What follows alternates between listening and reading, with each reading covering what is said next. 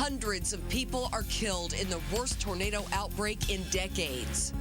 I don't know if I've ever seen in my life anything as destructive and as tragic. Here in Tennessee, the death toll continues to climb as the scope of the damage unfolds. From destroyed homes to widespread hail damage, we're covering every angle right now on 6 News at 5. Live from the news station, WATE-TV Knoxville, this is 6 News at 5. Violent weather stretches across the southeast in what is being called the worst tornado outbreak since 1974. Now, Tennessee is right in the middle of it, with the death toll just rising now to more than 30 people. 7 of those deaths are in Greene County, and that is where 6 News anchor Kristen Farley is covering this story live for us tonight.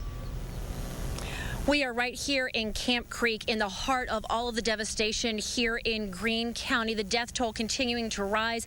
Now 7 people confirmed dead in this area from the twister that moved through this area. Within just the past hour, the National Weather Service confirming to 6 News this was in fact an EF2 tornado that moved through this area. Take a look at some of the damage here behind me. I want to show you this barn. 24 hours ago, that was a standing, functioning barn here in Greene County. As we take a look up, you can see some of the tree damage here in this area, as well as some of the power line damage. You can see power lines down all across this community. In fact, not a lot of people being allowed in this area because of all of the damage. Now, the National Weather Service saying they look at things like this, like the down trees, like the power lines, to actually determine the strength of the tornado. They were telling me that the path of the tornado likely went this way through this community, but most of the damage is actually falling in this way. That's one of the indicators that this was in fact a tornado, an EF2 tornado, again declared here in Greene County. Now, what I am showing you behind me,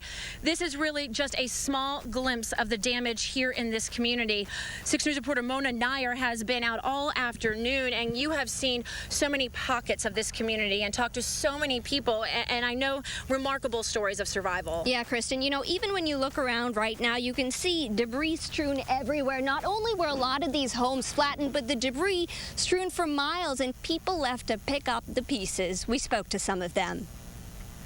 All of a sudden, a big gust of wind came, and we all came in, and my son said, it's here, and we ran to the center hallway, and we covered each other. And Terry Worley says she hung on tight to her husband and son as the roof of their home blew off and the walls caved in. So I opened the bathroom door and looked, and everything was caved in, so we broke out the bathroom window and just went out it. Angela Norton says she convinced her grandma and grandpa to get out of their home in the nick of time.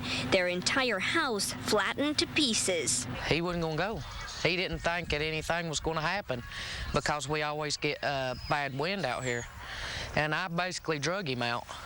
And then right after that, it just went. She says people in the homes on both sides of them were killed. There was 2 that was in the bed, and they said it killed them. And then there was one up here, they said it killed. With large trees uprooted and power lines down, many here haven't ventured far from their destroyed homes since it happened. Norton and Worley say picking up the pieces will be tough, but nothing compared to what people who lost loved ones are going through. It would have probably killed my papa and mama too. So. And I feel so bad. There's so many people that lost their lives. This is material. You can't replace a life. That's a shame. It's a shame.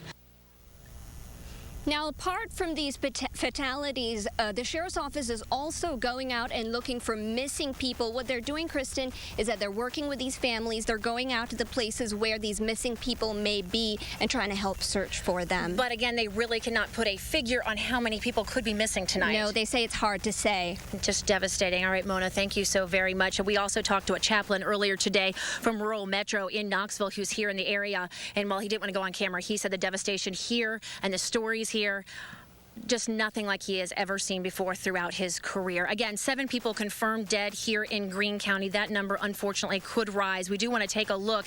We have 34 fatalities throughout our state because of this storm system that moved through overnight. Let's take a look at some of the numbers. Hamilton County, 9 fatalities. Bradley County, also 9. Bledsoe, 4 people killed there.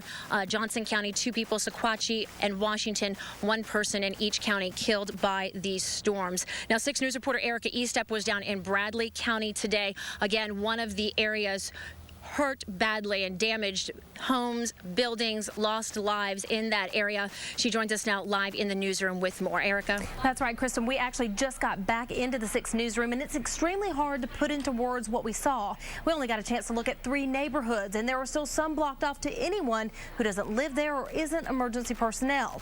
But we did see homes that have been leveled. One entire neighborhood no longer exists. Power poles snapped in half, massive trees ripped up, roots and all, then tossed onto homes and into roadways. We spoke with several people trying to pick up the pieces and caught up with Governor Haslam, who's visiting with homeowners and assessing damage. That's what I say, I couldn't talk. Seemed like I've lived here all my life. Just over a year ago, I lost my wife. We was married 40 years. And it seemed like everything just keeps piling on. We'll fix all the physical damage. You know, you have that many, 33 families that have had fatalities. It's tragic, including multiple deaths out of some families. And again, that death toll now at 34 people. And Governor Haslam told me that he spoke with President Obama just this morning and that he has been assured that federal assistance is on the way. When he left Cleveland, he was heading to Chattanooga and then working his way back west. We'll show you more of the damage from Bradley County coming up tonight at 6. For now, live in the newsroom, Erica Eastap, 6 News. All right, thanks, Erica. The images and stories coming out of this storm, just absolutely devastating and heartbreaking. Very difficult to be here in this community tonight and hearing these people and how they managed to live through the storms from last night. Of course, folks to the south actually had it a lot worse than we did here in Tennessee. In Alabama, the highest death toll from the storm reported from that area. Apparently more than 100 people, I believe that number above 150, declared dead in Alabama. We are going to take you there coming up a little bit later in this newscast. But right now we do want to check in with 6 News Chief Meteorologist Matt Hinken. He is live at the National Weather Service office in Morristown. Matt? Well, thank you, Kristen. We just got confirmation up here in Morristown that the Greene County's preliminary documentation shows about an EF2 tornado there, up to 135 mile-an-hour winds. Down in Chattanooga, up to 100 mile-an-hour winds. 190 would make it an EF4, and they're still going to be analyzing the storm data for the next few days, trying to find out how many tornadoes came through East Tennessee. But this is the command center. This is where tornado warnings and severe thunderstorm warnings are issued for East Tennessee. It covers 40 counties, 3 states, including right here in the Knoxville area, should I say back home in the Knoxville area, including Hamlin County here in Morristown. So look at the preliminary data that we have for you. Yesterday, 71 tornado warnings were issued for East Tennessee. Severe thunderstorm warnings, 25. Flood warnings, 2. Flash flood warnings, 4. A total of 102 warnings. And on top of that, 111 special weather statements. So it has been an active night, active day, and they were all on hands here. Coming up at 5:30, we're going to give you a little idea of how warnings are issued and what the process is and what's involved there and how we get the information to relay to you at home. But in the short term, rest assured, it is going to be a much calmer night. As a matter of fact, if you check on Storm Tracker 6, which actually uses the same radar data they use here in Morristown at the Weather Service, it'll show that we have dry conditions in and around the area, and we expect that to be the case tonight. As a matter of fact, unusually cool air after mid-80s yesterday, 47 tonight with just a few clouds around, so we'll call it comfortably cool and tranquil, and we'll welcome the tranquility, won't we? All right, the forecast does look decent going into the weekend. We'll have a lot more live from Morristown in just a few minutes. All right, thanks, Matt. Of course, we will be checking in with Matt Hinken throughout the evening as we continue our extended storm coverage here. We also have much more coming up tonight at 5:30 and 6 o'clock as we go back down to Bradley County as well as Toccoa County, an area hit specifically hard by these storms overnight. School buildings there, an adult school building destroyed last night by the winds that hit that area. And of course, we're going to check back in with 6 News reporter Mona Nair here in Greene County as volunteers come out not just to help the families devastated, but also their pets and other people here in this area needing special services. We will have much more on that coming up tonight at 5:30 and 6 o'clock. Right now, we want to send it back to Gene. All right, thank you very much, Kristen. Of course, it is nothing compared to loss of life and destroyed homes, but chances are you may be one of the many people who are dealing with hail damage tonight. Now, these are just some of the pictures of those huge hailstones from the storm that knocked out windshields, pockmarked cars, and shattered windows in homes. New tonight, 6 News reporter Hannah Kim visited South Knoxville, one of the areas that saw the most hail. The burst of hail was deafening, even more destructive. My daughter, who's 10, was frightened and she was crying. Along Lake Bluff Court, evidence of Mother Nature's force. You can see the back siding on the house where there's damage practically on the entire backside there. Luckily for this homeowner, not much damage to his house, but you can see what happened to his patio table right here. Take a look at this. This is the actual hail that fell last night. Others took snapshots of golf ball size hail littering their front yard. Tonight it's all melted away, but not before leaving behind shattered windows, damaged homes and cars. You could hear the windows cracking from inside the house because it was hitting so hard. Christy Owens will have to say goodbye to her Mazda for a few days. As you can see, the whole back windshield is falling in. She's parked it at Joe Newbert's Collision Center, where 40 hail-dented cars were already waiting in line this morning. They just keep coming. The wreckers are bringing them in. Phone's rung off the hook.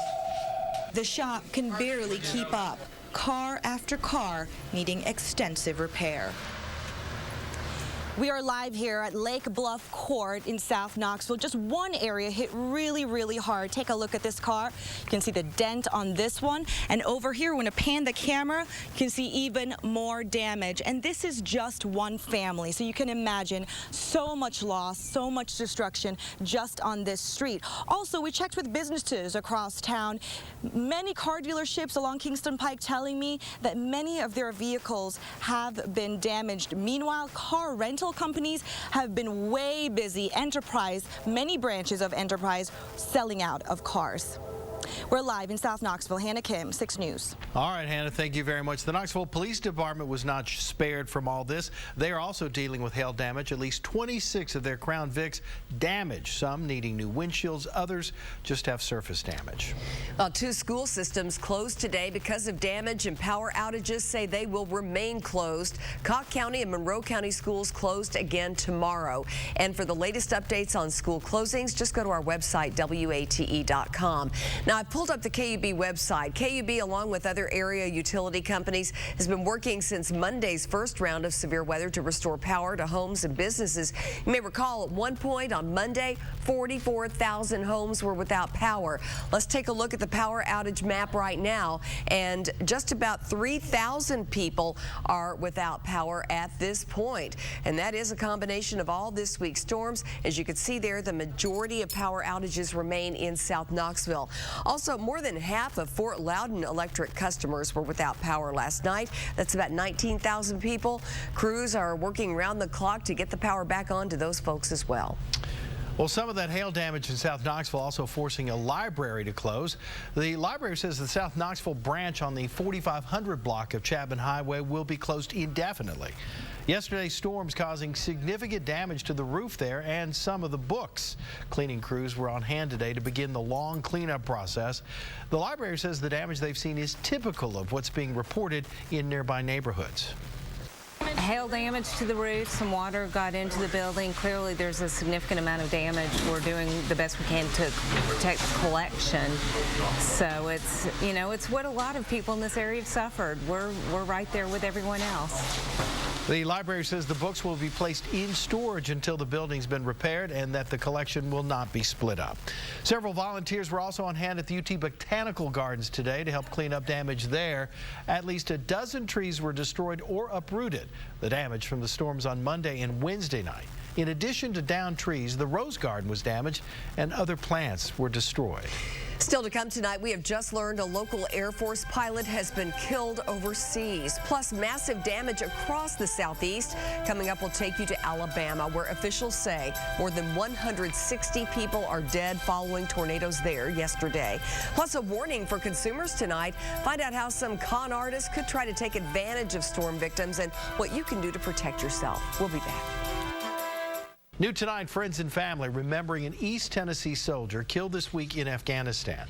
Friends say Air Force pilot Frank Bryant Jr. died along with 7 other Americans after a soldier in the Afghani army opened fire during a meeting.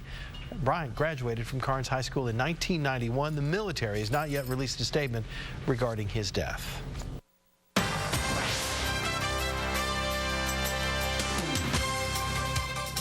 Welcome back to the National Weather Service Forecast Office here in Morristown, Tennessee. Derek's one of the meteorologists here. He's working on the storm reports from yesterday, and they'll be working on this for several days as we've got a lot of damage to analyze around East Tennessee and Southwest Virginia and over toward the mountains. And good news is it's a much calmer situation around the area tonight. Don't have to worry about any severe weather. Dry conditions and temperatures that are in the mid-60s after the mid-80s yesterday afternoon. So it feels much better, looks much better, and is much better. 57 at over Gatlinburg right now. Forecast at a glance takes us down to about 63 at 8 o'clock tonight. Should be about 47, a cool start tomorrow morning, and by tomorrow afternoon at 4 o'clock, probably like 70 degrees. So it's going to be beautiful around East Tennessee. All right, the few clouds that you have around the area now continue to move out, and 6 timeline does have dry conditions by tomorrow morning at 7. By the time we get to the midday and to the afternoon, you may notice a few thin clouds, but other than that, I think we're just going to be in great shape. That's the noon hour. There's 3 o'clock as the kids head home. And as we go to midnight, clear skies. Another cool one will start Saturday morning, more than likely in the mid-40s. Tonight, though, low to mid-40s after the 80s. A nice, refreshing start to your Friday morning. And for your Friday afternoon, plan on a high near 71 degrees with a west breeze. A little breezy, but we can handle that. It'll be dry. Notice the sun's up at 6:46. Tranquil weekend ahead, yes, near 80 by Sunday. There will be a chance for a few showers and scattered storms on Monday, not like we saw yesterday. They should wrap up and cool down again by Tuesday and Wednesday. Hope you'll join us at 5:30. We're going to talk with some of the meteorologists here about how the process of putting a severe thunderstorm or tornado warning out and what goes into that. We'll see you then. All right, Matt, and more now on the record-setting tornado season that is causing massive destruction across the South. Hundreds are dead in these 6 states, and even more are injured. ABC's John Hendren is in one of the hardest hit areas. In Tuscaloosa, many streets are impassable, the houses uninhabitable, the water undrinkable, and the devastation unimaginable. Home to the University of Alabama, the city of 93,000 took a major blow from a mile-wide tornado. We are dealing with an overwhelming situation in terms of its impact on city resources. We are critically short of men, materials, and equipment. James Dixon was in his house when a tornado barreled through his neighborhood. He and his girlfriend survived, but as for their home, it didn't make it. Hell. That's exactly what it is. Been through hell. No other way to describe it. In neighboring Georgia, more scenes of devastation. Houses ripped apart, businesses flattened, and more lives lost. Truck driver Tom Rose was in his tractor trailer in Ringgold, northwest of Atlanta, when the tornado hit. I knew I was in deep trouble when I saw the building coming apart across the highway here. I didn't realize anything until then. I told the wife, I says, I got to go. She goes, why? I says, tornado. In Spalding, Georgia, the twister tore apart the PV family home, leaving an empty space where 13-year-old Kylie was sleeping. The storm pulled her and her bed out of the house. But luckily for Kylie and her relieved family, the girl is fine. It must have pulled her bed out the wall with it. And when I ran through the door, she was barely talking. Not a house was left standing in this area of Tuscaloosa. The wind tossed cars about like kites and tossed the belongings of people all across Alabama. John Hendren, ABC News, Tuscaloosa, Alabama. Damaging storms tend to bring out the best and sometimes the worst in people, especially those fly-by-night operators who are called storm chasers by consumer advocates. The head of the local Better Business Bureau talked with 6 on Your Side reporter Don Dare about potential scams. These are people who literally will walk up to your door and tell you, you obviously have damage, and tell you that they want to negotiate with your insurance company, want you to sign something immediately. How can you spot an unscrupulous storm chaser? Generally, they are people who may not be from the area, are not licensed, are not insured. You need to ask for credentials. If they don't have credentials, and look for license plates. If they have out-of-state license plates, out-of-county license plates perhaps, then beware of that. Ask to see their driver's license. That's another good way to find out where they're actually from. Now, the Tennessee Attorney General's office has put out a warning today about possibility of scams. Some of the door-to-door people you need to watch out for are roofers and those who want to cut and remove your trees. To be on the safe side, call a local company first. And you may have to wait, but you won't be sorry. Local attorneys are offering their services to low-income storm victims. Legal Aid of East Tennessee says they will help eligible families with a wide range of civil legal assistance, including reviews of contracts for repairs and access to public benefits. To contact Legal Aid of East Tennessee, go to our website, wate.com. We will be right back with a look at what we're working on for 6 News at 5:30 tonight, but still to come here at 5 with less than a day until the royal wedding. It's time to practice. The latest from London in just a few minutes. It is now less than a day before Kate Middleton and Prince William's big day, and today the final preparations were taking place for the historic ceremony. Kate Middleton, along with her bridesmaids and the best man, Prince Harry, rehearsing one more time at Westminster Abbey. Nearly 2,000 guests have been invited, but tens of thousands more are expected to line the streets. Both Prince William and Kate will spend the evening of their weddings with their families. And that's it for 6 News at 5. Let's send things over to Lori to see what's coming up at 5:30. All right, Gene, and coming up in just 2 minutes, the Red Cross back in action, helping storm victims in our area. Find out how you can also help. Plus more on this record-setting outbreak, including why yesterday's conditions made the perfect recipe for deadly tornadoes. 6 News at 5:30 is next.